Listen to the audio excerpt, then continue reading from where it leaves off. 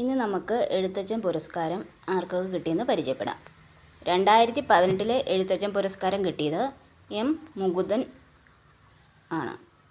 2019 എഴുത്തച്ഛൻ പുരസ്കാരം കിട്ടിയത് ആനന്ദ്. 2020 പോൾ സക്രയ്ക്കാണ് എഴുത്തച്ഛൻ പുരസ്കാരം കിട്ടിയത്. 2021 പി വത്സല. 2022 എ സേതുമാധവൻ.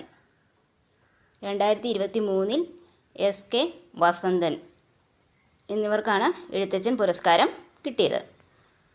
അടുത്തത് ഹരിവരാസന പുരസ്കാരം ആർക്കൊക്കെ കിട്ടിയെന്ന് നമുക്ക് പരിചയപ്പെടാം. 2018 ഹരിവരാസന പുരസ്കാരം കിട്ടിയത് കെ എസ് ചിത്രയ്ക്കാണ്. 2019 കിട്ടിയത് പി സുശീല. 2020 കിട്ടിയത് ഇളയരാജ.